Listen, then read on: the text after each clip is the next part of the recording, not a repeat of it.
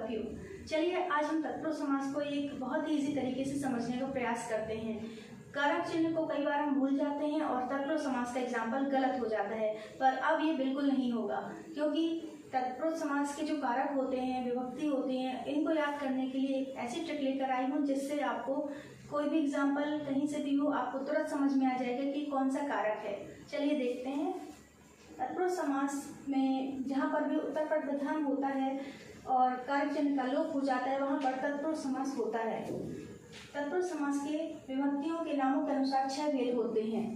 चलिए हम इन 6 भेदों को एक ट्रिक के माध्यम से याद करते हैं। ये जो स्लोगन है आपको सिर्फ 2 से 4 बार रीड करना होगा और आपको ये आसानी से याद हो जाएगा और ये 6 विभक्तियाँ आपको बहुत ईजिली याद हो जाएंगी। चलिए देखते हैं।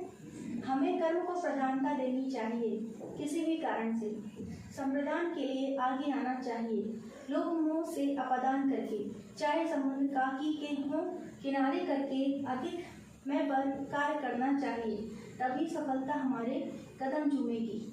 इसको आपने एक बार पढ़ा, 1-2 बार आप और रीड करिएगा, आपसे आसानी से ये कारक चिन्ह याद हो जाएंगे। यहाँ पर संप्रदान का अर्थ दान करने से होता है और यहाँ अपादान का अर्थ अलग करने या छोड़ने से होता है। तो जब भी आप इस स्लोगन को पढ़ेंगे तो देखेंगे कि हमारा इस स्लोगन का जो अर्थ है वास्तविक जीवन से ये बहुत कनेक्टेड है। ये जो स्लोगन बना हुआ है, अगर आप इसको जीवन में भी उतारेंगे तो आप बहुत जल्दी अपने लक्ष्य तक पहुंच जाएंगे। चलिए हम तत्पुरुष समास की एग्जाम्पल देख लेते हैं। गगन चुंबी, गगन को चूमने वाला, यहाँ को है इसलिए कर्म कारक आएगा।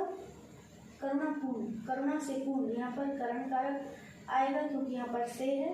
प्रयोगशाला, प्रयोग के लिए, शाला यहाँ पर के लिए है इसलिए संप्रदान कारक आएगा।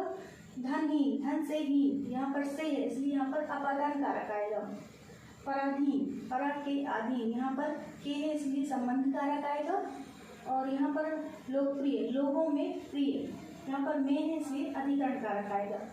आप भी स्लोगन के माध्यम से इस तरह के और भी एग्जाम्पल सॉल्व करिए और बताइए कि ये ट्रिक आपको कैसी लगी। अगले वीडियो में मैं आपको संधि को सिर्फ 5 शब्दों में और समास को सिर्फ 6 शब्दों में क्लियर करूंगी। सिर्फ 6 शब्दों से आप समास को समझ पाएंगे और एग्जाम्पल सॉल्व कर लेंगे। आपको इतना सारा डिटेल पढ़ने की ज़रूरत नहीं पड़ेगी और संधि को भी सिर्फ आप 5 शब्दों में समझ लेंगे और 5 संधियों को अलग अलग जगह पर आपको अलग अलग चीज़ें पढ़ने की ज़रूरत नहीं पड़ेगी। तो अगले वीडियो को हमारे ज़रूर देखें और कमेंट में ज़रूर बताएं कि तत्पुरुष समास की ट्रिक आपको कैसी लगी।